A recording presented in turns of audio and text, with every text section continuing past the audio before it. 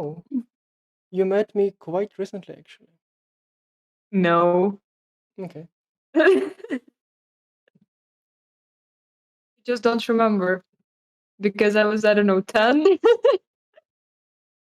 So I look a little bit different from that time. Okay, 3 more minutes. Tell a few good jokes. I know. Do something fun so people don't leave until they see my ear. Lera, do you have any Gen Z jokes prepared? Oh no, of course no. But I Do you have have any TikTok. Do you want to? TikToks? Yes, please. Do you want to see that? No, no. I haven't prepared jokes. I'm not Oleg. He's asking us like, oh, maybe you can prepare a joke and pretend that it's nobody heard it and pretend that it's funny. I think So, I'm yeah. bad with English jokes. Same. Can So I'm just swearing all the time, and he's complaining about this. you know you can discuss other things than just myself. So just like I know education, AR, VR. We're gonna discuss it like in the show, I guess. So Yeah, in a couple of minutes. Let's wait. yeah.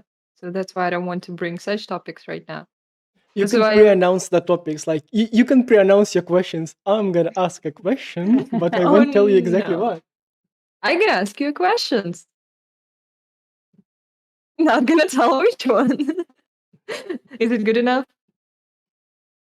Quite Gen Z-ish. Okay. Okay. We're going to talk about education today. That's a cool topic. That's actually a topic I was thinking about like a lot. And yeah, I was really, it was interesting to me to find out what you guys are doing there. So that's why I'm excited. Education is one of those topics that everyone thinks about, but too little do. So it's a very interesting industry to be in. Yeah. Well, my assumption here is probably it's pretty hard to monetize. Maybe that's the reason. And I know that education shouldn't be like when you think about education, you should not be thinking about monetization, but probably that's the reason why not so many private, I don't know, investors or private companies are thinking about that. But yeah, let's find out more. Yeah. It's changed a lot. So education is one of the sectors that has a lot of assumptions around it. So we can check those. Yeah, but it's actually interesting. I see how in game development industry, I mean, well, there are some programs also for kids, but it looks like many companies are launching something together with state universities, and this is just unbelievable for me. I mean, like 5 years ago or 10 years ago, when I was just starting, it would be hard for me to believe that I can get a higher education in one of the Russian state universities and actually have a course on game dev there. And yeah, but probably it would be easier for Lera because she graduated from game dev universities in Lithuania and then Korea. But Yeah. still, I mean, to me, Well, still, that's even for me, it was kind of surprising because, you know, it's still pretty new. And I still feel that our course was kind of like test bunnies because they didn't really know what to do with us. They're like, yeah, game dev, yes. Let's give them some random lectures. Maybe this will work. So, well, and I see that like every year is getting better and better. But still, like, even for us, it was a little bit weird. Later, you need a new Wi-Fi setup, a faster router, or a cord, a wire, because you're lagging. So, current status update. We are on 6 different channels right now, so trying to connect to people where they are. And shall we say no? Hello, yeah, something, or shall we just start? Let's go. Got to start the recording. no. Imagine what would have happened if I didn't remember about it now. What would have happened? I don't know. What would happen if we didn't record the show? We wouldn't have a recording. Righto. So, um, 11 minutes into the show. So we are on 6 different channels. Hello to people everywhere. What's gonna happen now is that we're gonna talk about Monica. We're gonna talk about teachers lead tech. We're gonna talk about education. We're gonna try to cover that from 4 different perspectives. My old boomer perspective, Lera's totally zoomer perspective, and I don't know, Agent K, Karina, where are you, like, from zoomer to boomer? Are you like somewhere in the between? Yeah, Can you somewhere project in the yourself? middle. Somewhere in Somewhere in the between. middle. Yeah, and Monica, how do you feel like from zoomer to boomer? Where on the timeline do you position yourself? No, I have no nostalgia for anything I've done before, so it's yeah, looking forward usually. So I don't categorize myself. Okay, right. I have one thing to show to sort of do a brief warm up to Monica, and there it is. There it is.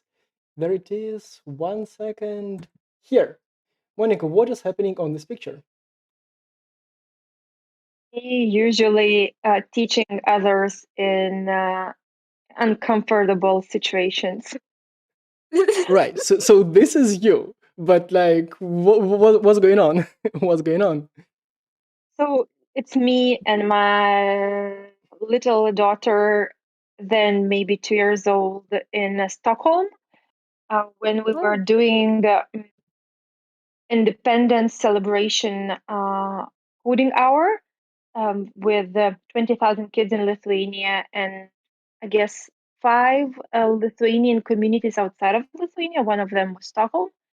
And we were basically created a coding a game where kids learned about Lithuanian independence history, or how the way I describe it, they were programming uh, personalities who shaped Lithuania in the last 100 years.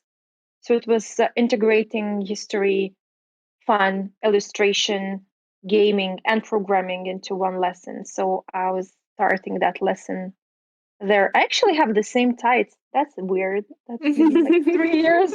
That's been 3 years. And I think this was part of Beaten Byte. Yes. So I'm opened up the website. It's called Sorcery for Kids, and you're doing this with a um, Dev Bridge. So that's the um, software software development company, right? It's a complicated one because actually Bit and Byte was started 6 years ago as a technology creation club for kids, and we did a lot of social initiatives. One of them, and one of the biggest one, is partnership with Debridge, where kids in rural areas or smaller towns are paid, get free tuition on their after school club. But we also have kids in Vilnius, so it's like a, a joint thing.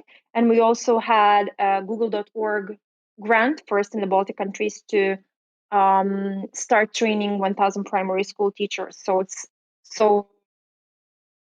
it started another chapter in the history of my career in education. But I ended up there basically seeing what's happening in tech industry, because I've been working in startups for 5 years before that. And yeah, basically saw that technology industry is creating the best jobs in the world.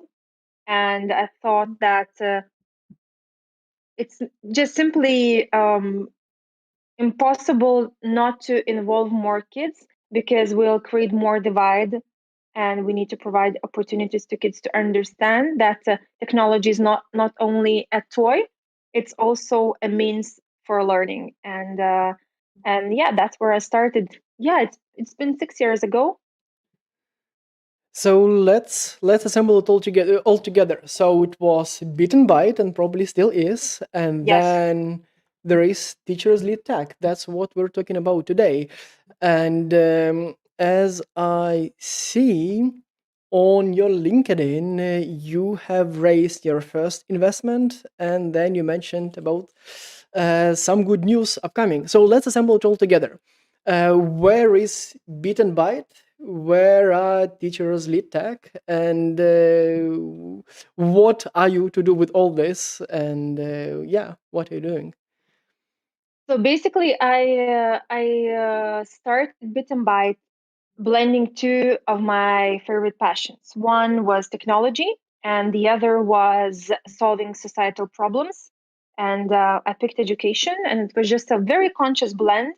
And I started Bit and Byte as a Saturday club, and I was always having that techie inside of me, looking for opportunity to scale. And of course, when you're running club for kids, it's very impactful. It is doing a lot of good for the world, but it's unscalable. We even tried to do Open Up in Berlin, and it was very cost inefficient. And every year we ended up doing it more and more, meeting more and more kids. But in total grand picture, it changed very little. For example, if we had 1,000 kids in our after school club in the age group, we had 150,000 in Lithuania. So another 149,000 kids had no access to the skills we were providing. So I was always looking for opportunity to scale the impact and the opportunity and the learning opportunity. And we, as Bit and Byte, were granted with Google.org grant. And when we started a pilot project with primary school teachers, it was quite obvious that this is the audience that we want to create with, for, and with. And Teachers Lead Tech is actually a spin-off of Bit and Byte, a new entrepreneurial journey that was gathered and field proofed when working with kids and teachers when at Bit and Byte. So it took only 5 years to understand what I'm doing and find an insight to create an actual product that's scalable uh, further along.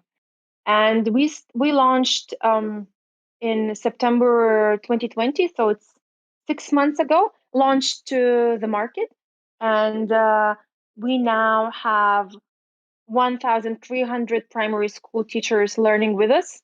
So basically, we're serving 26,000 kids, and it's in 6 months. So it's definitely from my techie perspective, that's my way forward, both from impact perspective and economical perspective, because quality education has to be affordable, and building amazing technology around it can actually make it so. If we made e-commerce liberal, if we made payments liberal, we have to make the same for quality education. Actually So super interesting in a sense that, I mean, everything is changing so quickly, right? And the technologies, and I mean, the world is changing super quickly. Like it's another day and you would have like a new social network, whatever. But that education is like, it started 1,000 years ago and kids were teaching with their, I don't know, handwriting and books. And I mean, it's still in a sense the same. It's just the new things that you have, like, I don't know, just such a little thing is. But I mean, studying physics or astronomy or something else would be so nice and so interesting with VR and all the technologies. And I'm wondering, like, how do you think, like, why it didn't change before? Why nobody's trying to change that part? Yeah, there are plentiful of reasons. I wouldn't dare to say uh, what was the main reason. I guess one of them was optimization for kind of a very regular job, something you can guess and something you can teach to do, because the jobs we most of us do, all four of us, you can't teach to do them because you teach on the go. And so that was one. But for me, it was really, really painful to watch the the um, the distance between reality that tech industry is creating and the reality that educational systems globally are still living in. The distance is just, it's crushing. The way teachers are treated, the way the system is um, closing itself from new things, and how the industry is basically putting itself into a trap is really heartbreaking, because it's not about teachers who are not ready or not keen to change things, but they're just trapped within the system, and it's very, very difficult to move from the top. So that's very heartbreaking. But at the same time, we have population growing rapidly, and we'll need more and more teachers coming, and we're not serving them in any meaningful way. So it's yeah. So merging those two things was very important to me, and I guess I would love to say that we're not building education company. We're building learning company, and that's the core difference between what has been happening in education technology for the last 10, 15 years, maybe 20, because the the inspiration I get from tech industry is that when you go into tech industry, you're a constant learner, and that's the way forward. That's the identity I want to bring in educational systems, that they need to become learning systems. They need to facilitate learning. So with teachers lead tech, we're not creating a toy or a tool. We're creating a system, a space where primary school teachers learn to create with technology. So it's two active words. One is learn, and the second is to create.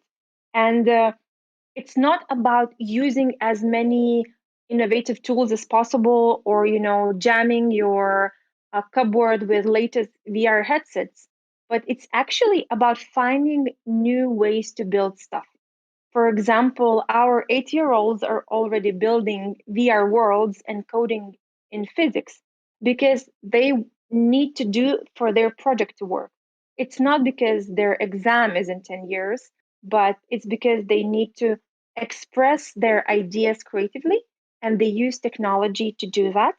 And teachers become heroes in the classroom because they facilitate a different kind of learning, and they suddenly remember that they're the leaders of learning systems. They're not they shouldn't be the ones following the system. They shouldn't be the one should be the ones creating the system every day in the classroom.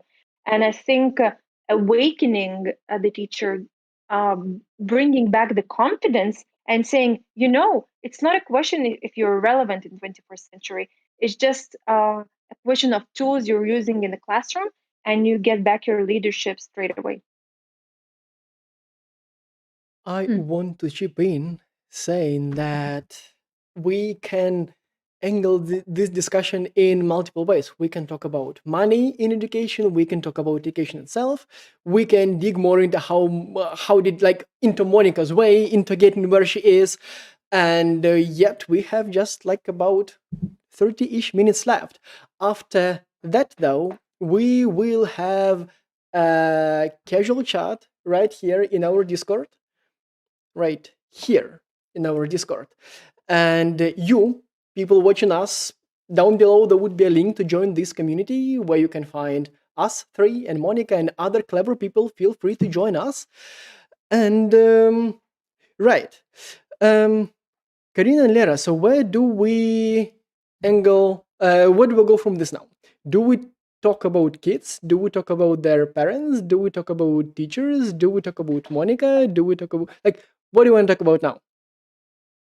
About everything at once. Well, I'm Yeah, actually yeah. super curious to know how that all works. I mean, you already gave some examples, but give more. Yeah. Because I also wanted to ask, how does, like, can you specify more? What are you actually teaching there? Like, yeah. So that's basically the question. I'm Monica, and I'm a parent, and I teach teachers, and I also used to teach kids, and uh, I'm my goal is to broaden kids' skill set, that creating with technology was their basic skill, as well as calculus, languages or simple writing, because I think it just unifies it all into a new medium and into new means of creation. And we teach kids from their first grade, or 7 or 8, things like basic AI training, things like programming in VR and building VR worlds, things like building your first website, things like creative programming with Scratch, things like cybersecurity, things like what else there is on the plate? There's so many. Building your first mobile app, uh, things like for building your first landing page for a cause or something you want to show to your classroom. So uh, it's basically taking whatever tools guys in technology industry are using and making it into a learning resource, because that's the way we actually work now. And we use things like Wix, website builder, and make it into educational content for kids. We use 3D modeling platform and make it into educational content for kids. But first, to make it happen in a classroom, we have to get teachers ready. So teachers are need to feel comfortable with the environment they work in, and also with understanding that in this kind of environment you will never know everything, because a traditional education system is based on complete knowledge, that there is a promise that if you study hard your knowledge will be completed, you'll have no gaps, and that it's Mhm. has an end in itself. But when you switch to actual creating and learning and building, there's no end. Every project is a new beginning. You might use practices and concepts that you used before, but they open up in a new light, in a new experience, and in a new technology. So kids learn concepts of programming concepts like cycles, loops, variables, and apply it in different environments, in different projects. And to us, the most important parts that they not only understand and practice, but they have this creation part, that they are active learners and active builders. And we have kids programming snowflake diagrams when they're 8, when they never even thought that there is such a thing as the axis, x and y axis, because they should learn it in 6th grade, but they learn it when they're 8 because they need it for their project. Or they're programming geometric shapes just to understand how they work in the 3 dimensions, because it just changes their perspective and they will never see a shape in a different way. But to make it work for teachers, we basically take these high level concepts and merge it with classroom subjects. So you can be programming a conversation for a language lesson. You can do a project in biology with virtual reality. So it's mixing everything best from tech world into kind of actual learning environments that they work in. But you Looks mentioned like the previously, sorry, let me jump in. You mentioned previously that, like you mentioned previously about the village kids. So, and now you're talking that, yeah, like young minds do this stuff. They didn't have a chance to learn in school, and like they create with it. And so, meaning that you're not focusing on some super duper privileged genius kids. Like it's accessible Of to everybody. course, of course, no. I don't see the difference between a super privileged kid and a kid, because kids are kids everywhere. I've worked with kids in Stockholm, in other countries, in rural areas, in the best private schools in Lithuania. And yes, their environments are different, but their curiosity for building with technology is the same. And that's why I love technology industry, because it's liberating. That's one. And the second thing is, and I think it's more related to my own experience, is that in my first technology company, I was the only girl. And we lose girls when they're around 10 or 11, when prejudice kicks in. And if we meet girls when they're 7 and 8, building with technology is just a natural part of their education. And if it's a teacher, 95% in primary education of whom are women, you suddenly have a role model of someone who's trying innovative new things, bringing that to the classroom wherever you are in the country.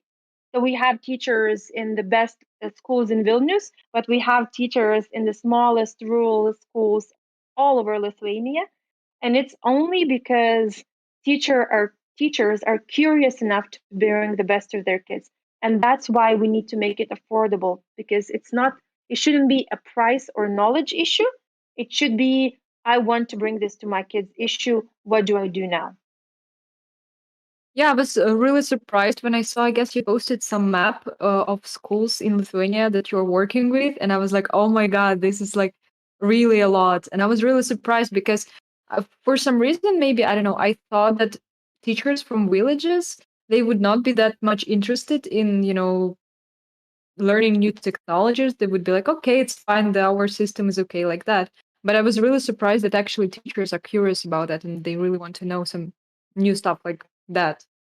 Oh, yes. The amount of prejudice and skepticism we received in the past few years was just, overwhelming. But at the same time, I never believed them because that's their assumptions. They never checked with. And mm, I don't know. I just went for it and thought, I won't feel good enough myself if I didn't try. And most of the stereotypes, of course, they some of them are true, but I really trust teachers. We came to them with our open hearts and with our open minds, just suggesting them that if you're just a little bit curious, join us and try it out, and you'll see how this works in your classroom, and you will be stunned. And we actually have such a variety of teachers that there is no such thing as our early adopter. We have teachers who've never used technology before pandemic. We have teachers who already programmed a little bit. So there's such a huge variety, and there is no one type of teacher that we work with, besides it being a primary school teacher. But our teacher average age is 50 years. How much again? 50 years. So it's Oh, mostly that's women cool. who are Uh-huh. 50 years and they're building VR worlds and laughing like kids when they succeed, because That's they understand amazing. and because they understand that learning is not about achieving a great mark. It's about unlocking your potential and learning the same way, things in a new way. But we put tremendous effort to help them. It's you won't believe how much effort every teammate gives just to guide and support every teacher, and to kind of be there for them because they're really scared. It's so new to Yeah, them. yeah. It's so new, it's so fresh. They're shaking in front of the classroom when they're showing first time to the kids, because our ultimate goal for whatever we're building is learning transfer. How do we make teachers confident enough and ready enough to transfer their knowledge to the classroom?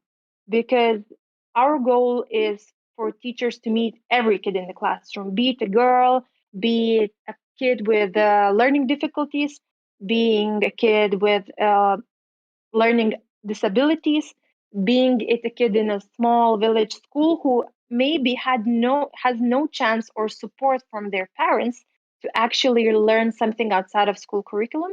And teachers are, they're like Oleg was game evangelist.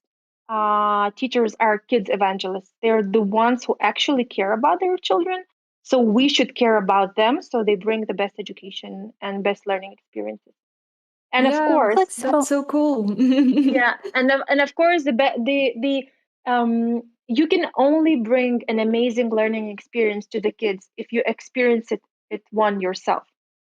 So when building products for teachers, and you will see tons of them in the next decade, because in my opinion, teachers will be the next software developers, because we need more of them, and the amount of them is shrinking. So it's just demand and supply question. So there will be a lot of tools and products built for teachers specifically, but but to but just to create learning experiences for teachers that average products would be how to say, an insult to bring to the market, because teachers are just too important people in our learning systems. How Yeah, yeah. flexible are schools about changing their curriculum and their program? Because to me, it looks like state schools, they would be pretty resistant to that, but maybe like private schools, they will be more open. Another assumption. Thank you for the question. We hear this a lot as well. We out of 320 of 300 and something schools, we have 2 private schools. Okay. Okay. Like that was a slap in the face. It's like Yeah, but I mean, that's a happy slap. Perfectly. Yeah. It's perfect. I perfectly understand. And it's in 2 years ago, I would have agreed with you, but it's changing so rapidly, and the pandemic pushed state schools to do something. Let's just do something, and they kicked and they kicked learning systems out of the comfort zone and showed the gap that actually um, that schools are very, very far behind what's actually happening in the world, and actually value creating industries. And yeah, but it's just a beginning. It might be different in another country, but even if when we're looking at other markets, we're not interested in private schools, uh, only because I really do believe that for impact, or kind of for a national change to happen, you have to go into public sector, no matter how hard it is. And of course, I'm delusional in with many ideas I have, and I totally understand it, but you know, that's my value proposition, not in terms of. Not only in terms of money, but also in terms of what I believe in and what I want to work for. oh, And yeah. but can we talk about money? I Oh mean, yeah, of No, I course. have other can we talk question about before. No, I have other question before. I'm sorry.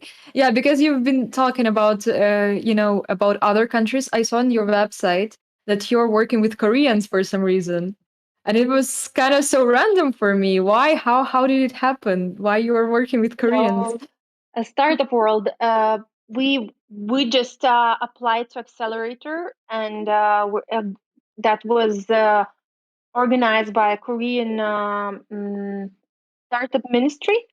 And Okay. our colleague Rasa spent 3 and something months in Korea, and it was just a glimpse of understanding how difficult it will be to scale. And um, and uh, yeah, but we kind of she came back from Korea, and now we won't be actively expanding or doing any actions in Korea, because we're kind of looking for a more change ready educational system, because Korea is stuck. Yeah, and they're like that. Yeah. Yeah, they're stuck in a way, because they're just too afraid to change, I guess. So we need to find a market that is change ready, that it's not only feeling it but already doing something, but the government is too slow to implement, so we're coming in to scale the opportunity. Okay, now can it we makes talk sense. about Yes, now money you can talk now? talk about money. We can talk about money now. Look, money. I mean, this is like meant to be about the founders, and I mean, changing the world is very, very nice. But changing the world and earning money, that's also cool. Well, that's what I think at least. And on LinkedIn, uh, you've closed your first investment round with Coinvest Capital. and I say quite a bit of cool angel investors from the Baltics investing in you. And can you a bit talk about that? Like, how did you? What did it take for you to get there, to get a first investment? And what did you pitch? Did you pitch to change the world since you were working locally, kind of, or like what did it take to get the first investment? And can you talk a bit more about the money part? So I'm not naive. I'm not changing the world. I'm simply serving teachers that work with us and see what how we can change their work experience a little bit, at least a little bit. So I'm not changing the world anymore. The world is changing without my effort every second. It's a biological process. And we when going for an investment, it was a very, very hard choice. It was really a very hard choice to me, because I knew how much emotional effort it will require. And also, I knew how difficult it will be to convince investors to invest in education startup. But That's why? because we don't have experience. We don't have how to say, we don't have successful examples. So that was one Okay. assumption. And third was that I actually was really, really cautious myself on how we will earn money. I had a lot of ideas and hypotheses and understanding and belief, but I knew, I understand very openly that it's a very risky move. And and yeah, so it was a really, really long road until I decided to go for investment. It took about 6 months for me to actually say, okay, we'll go for investment. Because I was really scared. I know how startups work. I know how much pressure they have. I know how VCs, toast you on 10 times growth. I know how it's hard to kind of uh, just to maintain some kind of life work balance, if you know what I mean. And I Yes, have three, widow. Yes. yeah, and I have three kids, so Oh, so it was a very, very tough choice. But at the same time, when you say, Oleg, about money, from working in NGO sector, I very early realized that if you don't build a sustainable business, you don't bring any impact, because you're just surviving, and it's very emotionally draining, and you can't just live on donations and grants, etc. Because just it's just like a leaky bucket. You just pour money and it just leaks out at the same second you put it in. So to build a system, a lasting system, and to build a sustainable change, and to live on a promise to the client, which is the teacher, you have to build a product that comes into the school system and is used like a exercise book or any other school book, that's just in a digital format. So we raised 500,000 euro investment, because we needed a larger investment, because we're a slow grower. We need to do a lot of research. We need to, our season is quite long. It's a school year for us to do any kind of rapid adjustments. At least we thought that at the beginning, because now we're changing every month. So it's a totally crazy process, and we needed investors who were not pushy on the returns. So we needed investors who cared about financial success, but not necessarily in 2 or 3 years. It's fine with them if it's going to be in 5, 6, maybe 10 years. So it has to be, as they call it in the US now, patient money. So finding patient money was yeah was quite easy, actually. to be honest. Really? I was about to But Yes, ask how hard is that to find that? yes, it it's like, was. yeah, startups. Yeah, startups is easy. Like, yeah, money. Like, people just give you money and like come back in 10 years. So yeah, inspire us. How easy Yeah, it was. it took only 5 years of grinding and actual work. So when I came to Angels, they knew me, they knew my work, and they didn't have any questions. So out of Okay. 12 angels I talked to, only one said no.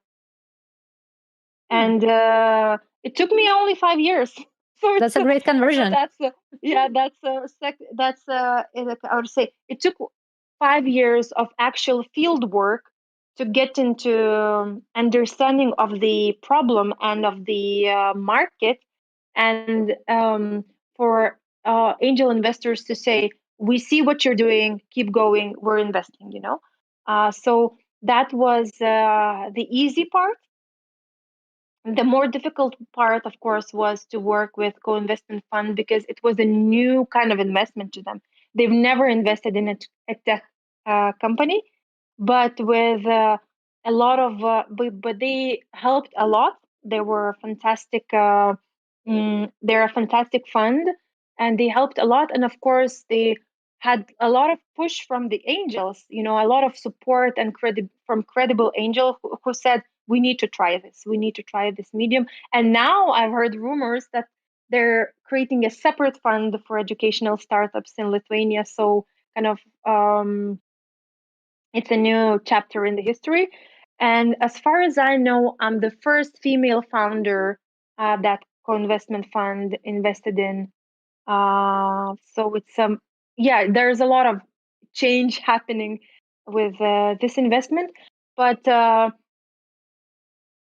when it comes to money and returns, let's talk in 5 years. I have no idea. It's just a lot of assumptions and a lot of moving pieces and a lot of guessing work and a lot of trial and error uh, to happen in the next 4 or 5 years for me to say if it was a good idea or not.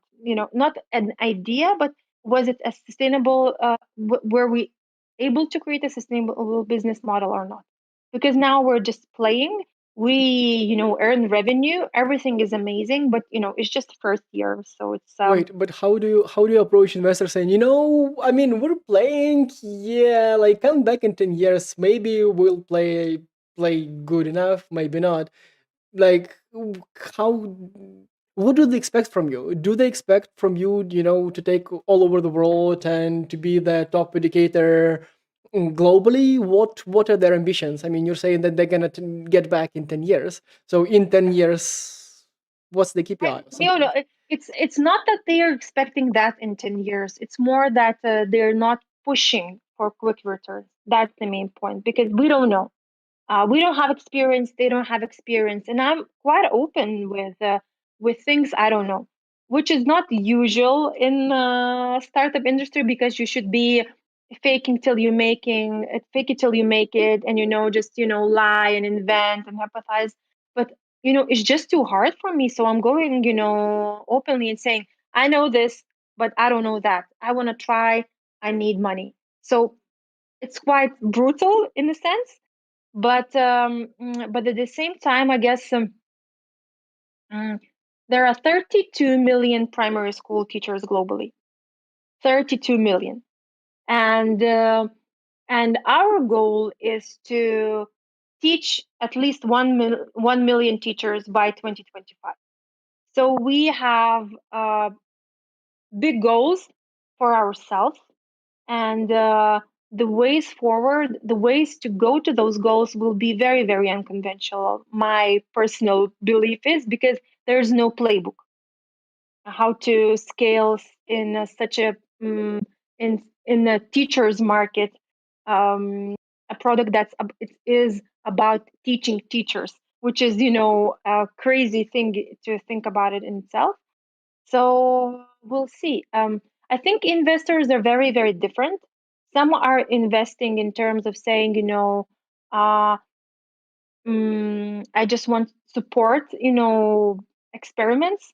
Some are investing because they feel that will be a very growing market in the next decade.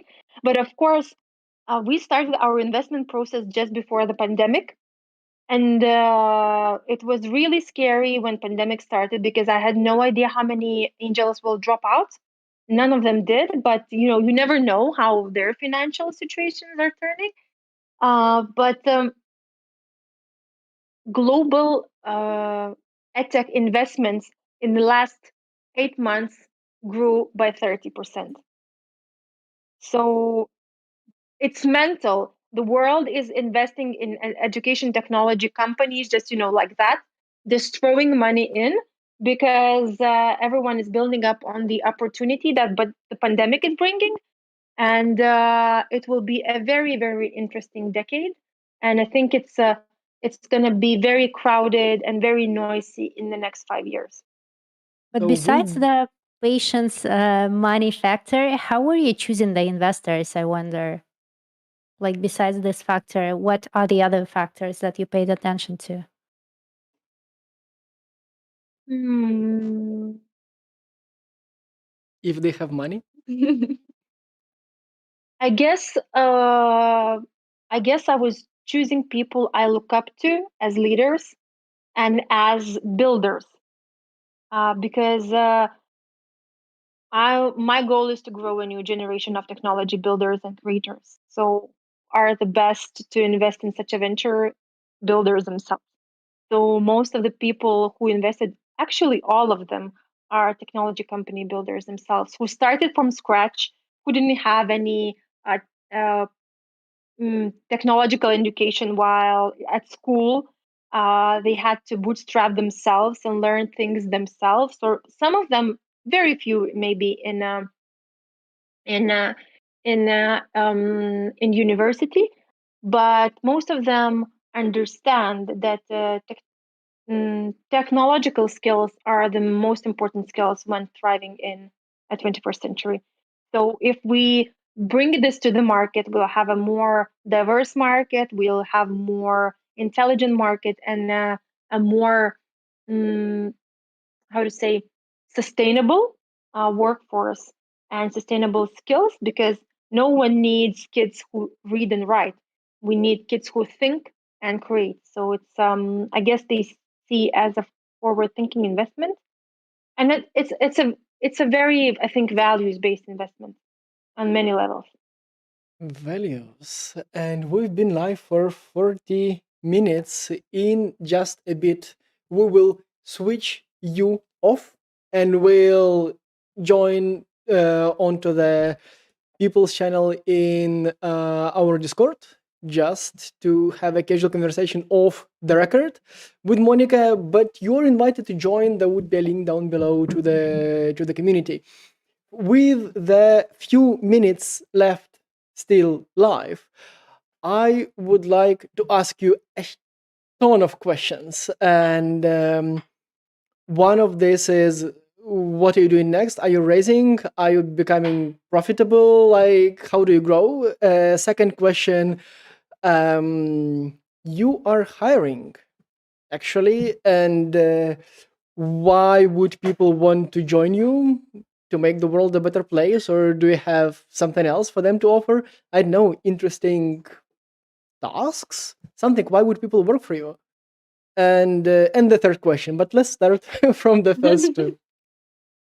So now we're hiring a part-time back-end developer and a part-time data analyst.